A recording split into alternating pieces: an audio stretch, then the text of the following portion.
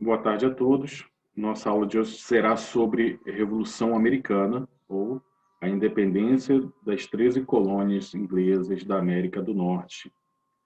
Então, a gente vai falar hoje sobre o passado, né, o início da história, o início de um país que, hoje em dia, é a maior potência econômica, apesar da crise econômica mundial que presenciamos atualmente, é a maior potência bélica da história da humanidade. É um país em que, em sua trajetória, tanto tem o papel de estimular e de inspirar revoluções aqui na América, na independência dos países da América Latina, mas também tem o seu passado marcado também por interferências imperialistas na política e nas relações entre os países durante o século XIX e o século XX, né? E também no século XXI que vivemos hoje.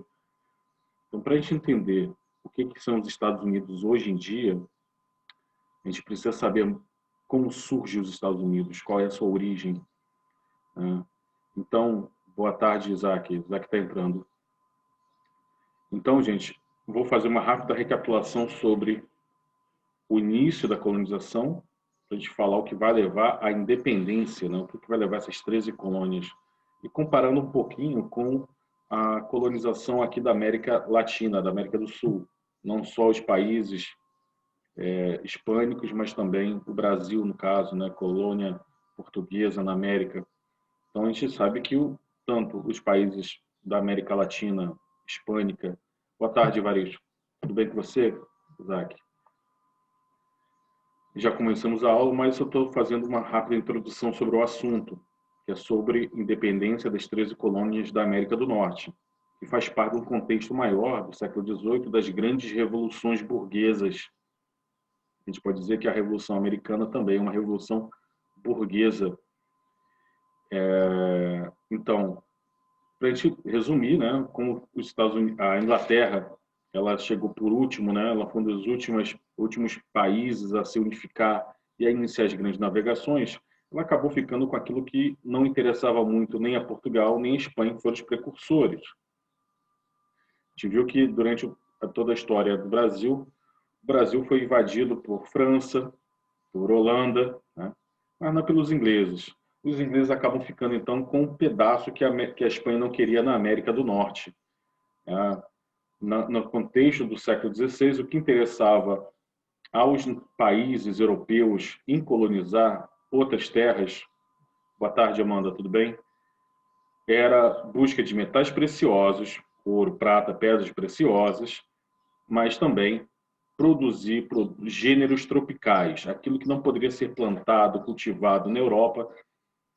É isso que eles buscavam. Então, por isso, Portugal tinha tanto zelo com o Brasil e a Espanha com o resto da América, principalmente na altura do tropical, justamente para produzir esses gêneros tão rentáveis para o mercado europeu, como açúcar, café, cacau, algodão.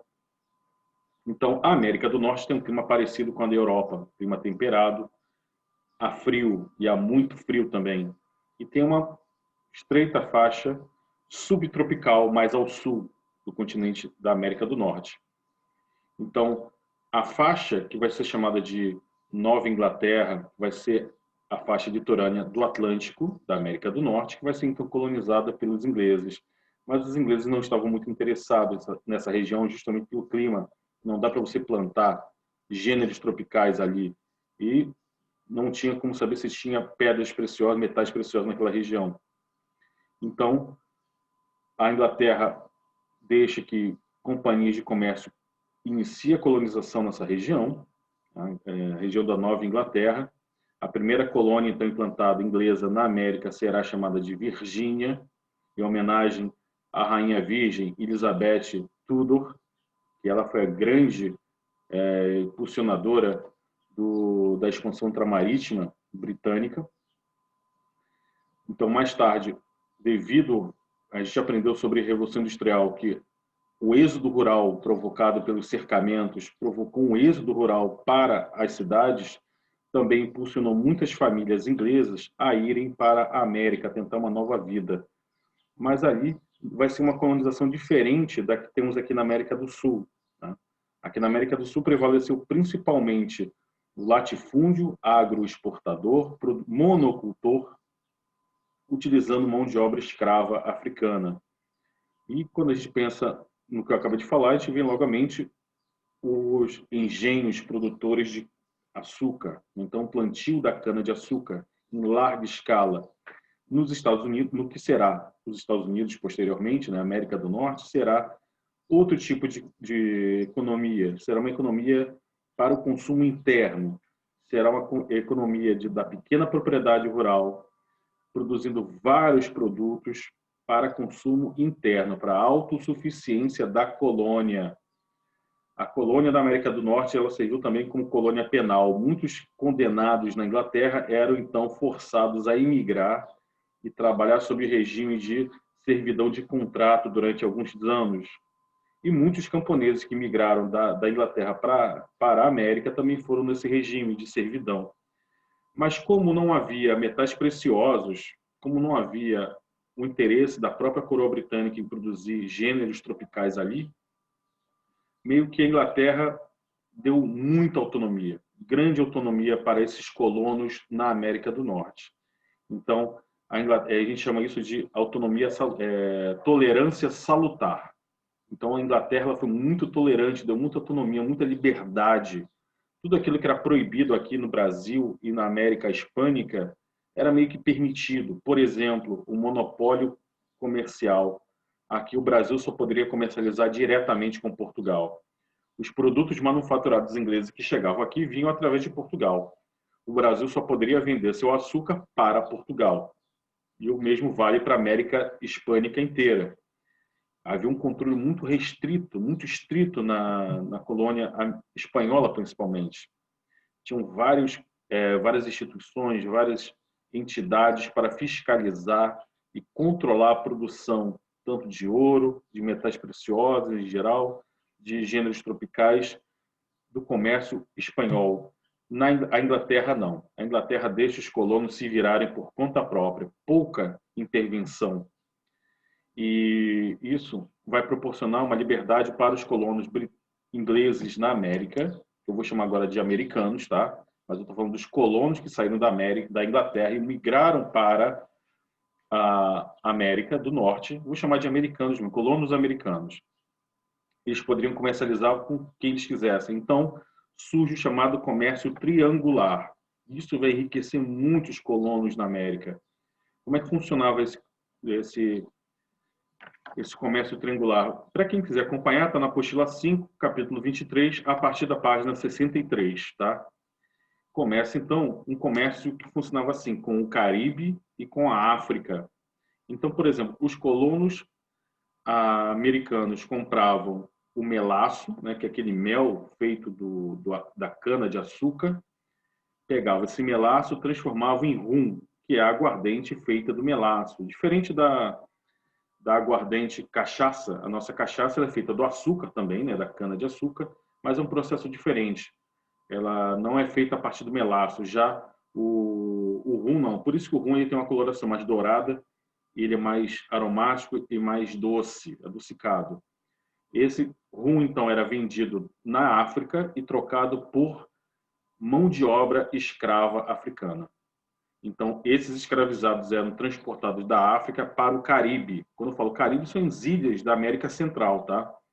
E essas ilhas poderiam ser ilhas da França, como o Haiti, poderiam ser da Inglaterra, como a Jamaica, poderiam ser as Antilhas, que eram da Holanda. Então, a Inglaterra, os colonos não eram obrigados a comercializar apenas com colônias inglesas. Eles podiam comercializar com colônias francesas também, se quisessem. Tá? Então, tinha essa liberdade. Então, veja, faz um triângulo. O sul dos Estados Unidos, com o Caribe, que fica logo abaixo, com a África, e aí, então, esses escravos eram revendidos para as colônias no Caribe, e quem controlava isso eram os americanos. Tudo bem, Maria Eduarda, sem problema. Cai mesmo. Pode ser que a nossa caia ainda hoje. A minha internet estava caindo mais cedo também. Então, esse comércio triangular mostrava o quanto os colonos tinham liberdade para comercializar. Passa-se o tempo, no século XVIII, comecinho do século XVIII, a Inglaterra e a França, as duas maiores potências políticas e militares da Europa na época, acabam se envolvendo numa disputa entre a Áustria e o Império Alemão, o Império Germânico. E aí vai se levar a chamada Guerra dos Sete Anos, que começa na Europa, que é uma disputa por território dentro da Europa, mas que vai acabar envolvendo a Inglaterra e a França. E não vai ficar restrito apenas à Europa, vai também para a Ásia e para a América. E na América, essa disputa entre Inglaterra e França vai ser a guerra pela conquista pelo Canadá, né? Porque o Canadá, não sei se vocês sabem, mas o Canadá ele foi colonizado primeiramente pela França e posteriormente pela Inglaterra. Então, por isso que se diz que no Canadá você tem duas línguas oficiais, o francês e o inglês, né? Geralmente nas cidades, principalmente no Quebec, né? Até bem pouco tempo, é muito curioso que há uns 2, 3 anos atrás, houve um plebiscito na região do Quebec, perguntando à população se queria que o Quebec se tornasse independente do Canadá, justamente pela cultura francesa ser muito forte ali. Mas acabou que o pessoal do Quebec eles decidiram então continuar fazendo parte do Canadá. Então, a França ela perde o Canadá e os ingleses ganham essa guerra, a Guerra dos Sete Anos. A Inglaterra ela ganha o Canadá e ganha a Índia. A partir daí começa a colonização inglesa na Índia, que vai ser a grande joia da coroa inglesa. E o Canadá, então, teve muita participação dos colonos americanos. Os colonos americanos estavam de olho nas terras do Canadá e aí apoiaram a metrópole britânica para invadir e tomar o Canadá. Só que aí a Inglaterra venceu a guerra, mas foi uma guerra que durou 7 anos, uma guerra extremamente longa, que envolveu muitos soldados, muitos navios, 3 continentes ou 4 continentes, se a gente contar a África também. Então, essa guerra exauriu os cofres britânicos. A Inglaterra ficou sem grana. E é aí que começa o problema. Como é que ela vai conseguir sanar esse problema? Aumentando a receita. E aí eles pensaram, por que a gente não começa a cobrar dos colonos da América do Norte? Nós temos 13 colônias na América e eles não pagam nada. Então, começa as chamadas leis intoleráveis, tarifas, taxações sobre os colonos, coisa que nunca tinha acontecido. Começa, então, a lei do açúcar. Vejam bem, essa lei de 1764, ela cai como uma bomba nos americanos, porque aí força os colonos americanos a comprarem açúcar apenas de colônias britânicas.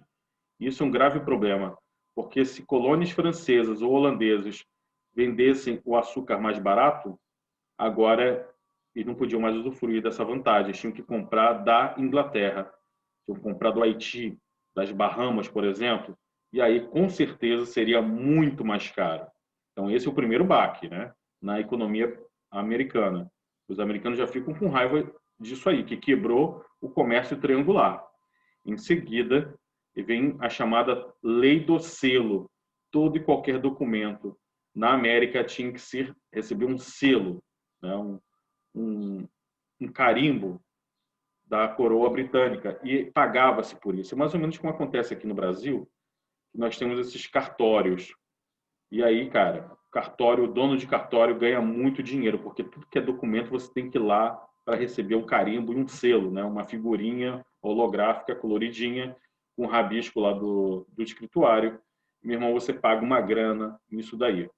Então, é a mesma coisa, e era uma coisa tão absurda que documentos, jornais, livros, tudo que fosse impresso, inclusive até mesmo cartas de baralho, recebiam esse selo da Inglaterra e tornou tudo muito mais caro. E aí, então, os americanos já começaram a ficar com raiva. A coisa piora ainda mais quando o comércio de chá passa a ser controlado pela Companhia das Índias Ocidentais Britânica. Aí, então, que era quebra as companhias americanas de comércio de chá. E aí os americanos já começam a ficar com muita raiva e começam, então, a se rebelar contra isso. Uma manifestação dos americanos contra essas leis autoritárias da Inglaterra foi o chamado Tea Party, a festa do chá do Porto de Boston. Esse movimento de resistência e rebelião contra a exploração metropolitana virou até um partido americano ligado aos republicanos, extremamente conservador, que a Sarah Palin, que era senadora do Alasca dos Estados Unidos, ela e apoiadora do Trump, da eleição do Trump, se inspirou nesse evento. O que foi esse evento? Os colonos americanos, insatisfeitos com tal exploração dos ingleses, decidiram então se vestirem de índio, invadir os navios britânicos, pegaram o carregamento de chá, as caixas de carregamento de chá, e jogaram pelas muretas e jogaram no oceano.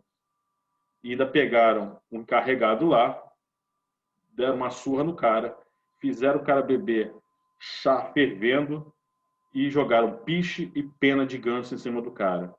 Mataram o cara, né? Imagino.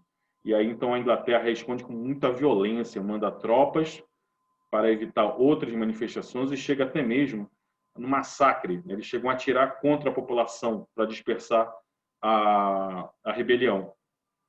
Isso, então, vai criando uma antipatia muito forte do povo americano contra a metrópole inglesa.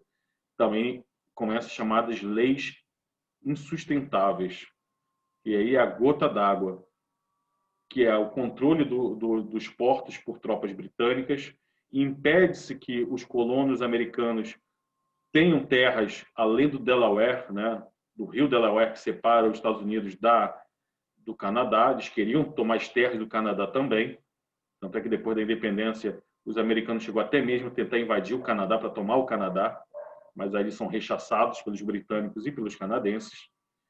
Então, eles tinham essa raiva da Inglaterra, que proibia também que os colonos brancos americanos tomassem as terras mais a oeste, que era dos índios. Durante esse começo, o rei da Inglaterra meio que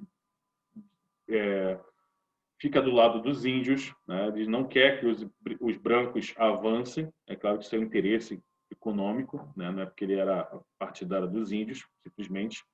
Então, isso tudo vai se acumulando e começa, então, uma campanha nos Estados Unidos, né, nessas 13 colônias, perdão, ainda não é Estados Unidos, dessas 13 colônias de sem taxação, sem representação. Eles, então, disseram, não pode ter taxação se a gente não for representado. Então, o que era isso? Eles diziam o seguinte: se vocês querem, então, aumentar os impostos, cobrar tudo da gente, beleza, mas a gente quer um representante apenas americano, no parlamento inglês. Era isso que os americanos, então, reivindicavam. Uma coisa até muito sensata, muito justa. Se você paga impostos, você quer algo em troca, você quer ser representado, pelo menos, né? Que seja ouvida a sua voz. Não é simplesmente impor. Tinha até uma lei chamada aquartelamento, que aí os colonos americanos tinham que dar guarita, né? Tinham que dar casa, tinham que receber os soldados britânicos, mas o desconforto que isso trazia para as famílias americanas, né? Ter que pegar soldados e botar dentro da sua casa, soldados ingleses que muitas das vezes não tinham respeito nenhum pelos americanos, eram muito arrogantes com os americanos. Então, os americanos decidem o seguinte: fazem o Congresso da Filadélfia e mandam essa carta, né? Eles se reúnem, os representantes das 13 colônias se reúnem, mandam essa carta para a Inglaterra, o rei não responde, não dá a mínima, eles se reúnem de novo no segundo Congresso da Filadélfia, e aí então eles redigem o que é mais ou menos a Carta Magna deles, que é a proclamação de independência das 13 colônias. Tá? Essas 13 colônias que são independentes uma das outras. Tá? Não é como o Brasil, que era uma colônia imensa sob o domínio de Portugal. No caso da América do Norte, são 13 colônias. E essas 13 colônias, então, se unem e dizem: não temos mais nada com a Inglaterra. Thomas Jefferson escreve um discurso tentando legitimar a a tomada, a decisão dos americanos se libertar do domínio britânico. E é uma coisa muito interessante, que é um precursor dos direitos humanos, aquela carta. E isso é importante a gente analisar bem, porque antes da Revolução Francesa, que vai ser em 1789, a Revolução Americana ela é de 1776. 2 décadas, pelo menos, você tem aí antecipada a Revolução Americana. E aí, quando a gente fala da Declaração dos Universais dos Direitos do Homem, nós pensamos sempre nos pensadores iluministas, John Locke, Jean-Jacques Rousseau, o Barão de Montesquieu, os direitos inalienáveis do homem à vida, à liberdade, à igualdade perante a lei, o direito a ter a propriedade privada. Então, essas ideias iluministas estavam presentes nesses americanos, nesses pensadores, nesses políticos americanos. Os caras são donos de terra, muitas vezes donos de escravos, né? Mas eles também são leitores desses iluministas. Então você tem George Washington, Thomas Jefferson, o Hancock, que agora eu não lembro o primeiro nome dele, o Benjamin Franklin, que era um cientista, né? Além de iluminista, ele filósofo, ele era um cientista também. Ele descobre que os raios, né, das tempestades são eletricidade. Até ele não se sabia o que era o raio, né? Não se tinha. Ele faz uma experiência muito tosca com a pipa. Ele solta uma pipa na tempestade com uma chave de armário, de porta, né, de metal amarrado, e aquilo ali atrai o raio, né? Ele inventa o para-raio. Então, essa conjunção de várias mentes brilhantes nos Estados Unidos, então, vai levar à criação de um novo país. Por que eu também chamo de Revolução Americana? Porque criou uma sociedade totalmente nova, tá? Baseada nesses valores. E diz assim, o Thomas Jefferson, se um país, né, se um rei, se um governante, ele não contribui para que os seus súditos, os cidadãos, busquem a sua liberdade, a sua felicidade individual, esse governo não merece governar, não merece existir. Aí diz o povo tem todo o direito de se rebelar e derrubar esse governo, instituir um realmente genuíno, que atenda às necessidades, os anseios da população. Isso é uma coisa inédita, né? Nós vimos algo parecido durante a Revolução Inglesa, e a gente pode dizer que a Revolução Americana ela é herdeira desses valores da Revolução Puritana e da Revolução Gloriosa na Inglaterra. Então, tudo aquilo que valia para os ingleses valia dentro da casa deles, não valia para os Estados Unidos, para as 13 colônias. É claro que a Inglaterra não aceita passivamente essa proclamação de independência, ela não negocia isso com os Estados Unidos, com as 13 colônias, e aí parte-se para a guerra. E quem lidera essa guerra, do lado americano, é o George Washington, vira o grande general da luta revolucionária contra a Inglaterra. Mas os americanos não lutam sozinhos, eles têm apoio dos inimigos da Inglaterra, né? Eles têm apoio da França, que a França queria se vingar da Guerra de 7 Anos, queria se vingar também da Inglaterra. A Espanha, que perdeu toda a sua esquadra, foi destruída pelos ingleses, e os holandeses também, né? Queriam se vingar dos ingleses durante a Guerra de 7 Anos. Então, esses 3 países apoiaram os americanos na guerra e vão ajudar os americanos, então, a vencer a Inglaterra. E é uma guerra que dura muito tempo, mais de 7 anos. Só em 1783, então, na França, depois de muita negociação, a Inglaterra aceita reconhecer a independência das 13 colônias. E aí as 13 colônias, antes mesmo do reconhecimento da Inglaterra, quando a Inglaterra é derrotada, os americanos pensam em que país vamos criar. Poderia surgir 13 pequenos países ali.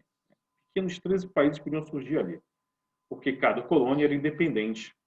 E aí, então, eles chegam à conclusão que eles criam algo chamado, preste atenção, no chamado federalismo. Eles imaginam, então, assim, qual seria o país onde tivesse um poder central que governasse todas as colônias, né, unificasse todas as colônias, ou que cada colônia fosse um país independente, né, só unido por uma causa comum, ou que se unisse apenas durante as guerras. Então, eles começaram a debater, né, que tipo de país eles construiriam a partir dali. Então, tinham duas visões, tinha os federalistas e tinha os republicanos. Os federalistas queriam mais autonomia para um poder central forte, perdão, os federalistas queriam um poder central forte sobre as 13 colônias. E já os republicanos acreditavam que as colônias tinham que ter autonomia total. E aí, então, eles pegam meio que misturam essas duas visões para criar o que é hoje os Estados Unidos. Você tem autonomia, mas você também tem a Constituição, né, que é o Bill of Rights deles, a Carta, né, da Independência, em que eles citam quais são os pontos, né, as leis principais do país. E depois, com o decorrer do tempo, eles vão colocando várias outras, eles vão colocando as emendas. Né? Por que emenda? Eles tinham um texto próprio, e aquilo é que é a Constituição deles. A nossa Constituição é um catatal desse tamanho, e é a 7ª. Já tivemos 7 Constituições. Então, aqui no Brasil, porque o Brasil tem outra história. Fomos Reino Unido a Portugal, depois fomos Império do Brasil. Né? Tivemos, então, uma regência, o Segundo Império, República, né? A República Velha, depois a República depois do golpe do Getúlio Vargas, depois tem a redemocratização, aí depois tem o golpe de 64. Então, para cada momento da nossa história, a gente teve uma Constituição, teve que se construir uma nova Constituição. E a de hoje em dia é de 88, que está aí até hoje, não sabemos até quando vai durar. Nos Estados Unidos, essa Constituição nunca mudou. O que acontece é que eles vão colocando outros pontos no decorrer, eles vão botando uma emenda. Eles pegam aquela carta inteira e botam aí puxa uma setinha, ó, tem mais uma nova aqui. Voto feminino, fim da escravidão, fim da tortura, né? Os Estados Unidos se comprometem a não ter tortura, mas curiosamente em Cuba tem uma base americana. Olha só, em Cuba tem uma base americana que é Guantánamo, e aí, lá em Guantánamo os americanos, os militares americanos pegavam supostos terroristas, né? Como eles não podiam chegar e torturar o cara nos Estados Unidos, os caras levaram para Guantánamo para apertar os caras, né? Não pode tortura no solo americano, mas em qualquer outro lugar pode. Então, o fim também não digo apartheid, acho que o apartheid nunca teve nos Estados Unidos, mas tinha essa desigualdade, tinha estados que eram bem racistas. Por isso que nos anos 70 você vê a luta dos negros contra o racismo nos Estados Unidos, porque tinham lei segregatória nos Estados Unidos em alguns estados, não em todos. Né? E a gente deve lembrar que a mão de obra escrava não era muito difundida nas colônias do norte, porque as 13 colônias têm uma diferença. Lembram disso? As colônias mais ao norte, você tem... aqui está dizendo que a conexão de internet está instável, gente. Alguém caiu aí? Vocês ainda estão me ouvindo? Está tudo bem? Tudo certo? Beleza. Porque na minha aqui apareceu como instável. Valeu, meninos. Então, gente, só para a gente terminar. Que tipo de país eles vão criar, então? E não vai se colocar um rei, né? Eles criam, então, a figura do presidente da República, que é mais ou menos como o nosso. Na época, ele tinha que seguir um mandato de 4 anos, ser eleito pelo voto. Na época, não era o voto universal, era o voto censitário, mas já era um grande avanço. E era uma forma de evitar o abuso do poder, que o cara se perpetuasse no poder, só podia ficar 4 anos. Não sei quando é que teve uma emenda, que depois o cara podia se reeleger mais tarde, né, prolongar seu mandato. E cria-se o federalismo, onde cada estado pertencente à federação, né, essa união, ele tem autonomia para leis internas. Tem as leis de todo o país, mas alguns assuntos como saúde, educação, segurança, como os impostos serão gastos, isso aí é de responsabilidade dos estados. Então, nos Estados Unidos, é um nome muito curioso, né? Geralmente os países eles têm um significado. Né? O Brasil significa homenagem, né, à madeira, que foi a primeira riqueza explorada do nosso país, do nosso território. A Argentina, porque os caras acreditavam que tinha muita prata ali. O Japão, acho que no japonês antigo até sol nascente. China vem de império do meio da terra. E assim vai, né? Muitos significados. Mas o nome Estados Unidos da América é um termo, assim, ele é autoevidente. É um grupo de países, de estados, não país, mas de estados, com governo próprio, né, com suas leis próprias, que possuem uma certa autonomia, mas que eles estão unidos e que ficam, obviamente, na América, né? Mais tarde, a Europa, né, no século XX, vai tentar fazer algo parecido com a União Europeia, né, que a União Europeia é quase uma resposta aos Estados Unidos da América. E isso é interessante, né? Então, você tem essa grande autonomia. O Brasil se inspirou na República Americana e na República Francesa também. Isso é curioso, porque durante muito tempo o nome do nosso país republicano foi Estados Unidos do Brasil. Eu peguei um documento, né, que é a certidão de nascimento do meu pai, que eu encontrei na minha papelada, e estava lá escrito Estados Unidos do Brasil. Acho que a partir dos anos 70, 70 e pouco, que mudou para a República Federativa do Brasil. Mas vejam bem, a influência dos Estados Unidos na construção do nosso país, né? Nosso país republicano, não império. Você tem o federalismo, né? Também é aplicado aqui, nós somos divididos em estados, mas aqui o governo federal ele tem mais força do que nos Estados Unidos. Isso é uma coisa curiosa. O governo central, né? O governo federal, Washington, D.C., ele tem muito poder, mas localmente nem tanto, né?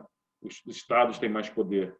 Então, era um país baseado na liberdade, né? Os direitos individuais, na igualdade, na liberdade para que cada um busque seu próprio sonho, né? Sua própria felicidade. Daí, um dos mitos fundadores dos Estados Unidos, que é a terra da oportunidade. Se você tem garra, força de vontade, talento, inteligência, esse é o país que você pode enriquecer. É isso que atraía os imigrantes para os Estados Unidos.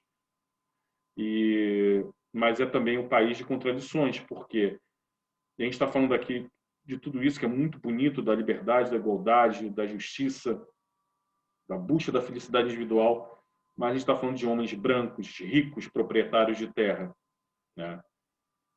Então, isso não inclui as mulheres, não inclui tanto os mais pobres, não inclui, obviamente, os escravos vindos da África, os indígenas que serão massacrados dali em diante, né? Já eram massacrados, mas serão, então, a ponto de quase exterminados. Então, a gente tem que também ver com um olhar muito crítico também, reconhecer a contribuição da criação do que chamamos hoje em dia de República Moderna. República já era um termo conhecido desde a época do Platão, lá na Grécia Antiga. Roma era república, né? Antes do Júlio César dar o golpe de Estado e se tornar um ditador. Era uma república, depois vira império. Durante a Idade Média você vai ter repúblicas, né? Algumas cidades comerciais da Itália, da Holanda serão repúblicas, mas a república moderna, que é o estilo de governo, o tipo de Estado mais comum no mundo hoje em dia, não é mais a monarquia, é a república, né? E isso se deve, grande parte, à influência dos Estados Unidos da América. Alguma dúvida até aqui, gente? Tudo de bom? Então, eu vou tirar nossa fotinho para mandar para o nosso amigo coordenador, o Léo, provando que vocês estão aqui, e ao invés de estar debaixo das cobertas, jogando videogame. Tá bom, gente? Muito obrigado pela atenção de vocês. Valeu, Maria Eduarda. Valeu, Isaac. Obrigado, Amanda, André. Tudo de bom para vocês. Tenham uma excelente semana. Façam as atividades, tá, meninos? Façam as atividades que eu vou postar ainda essa semana, tá bom? Bom final de semana para vocês também. Abraços.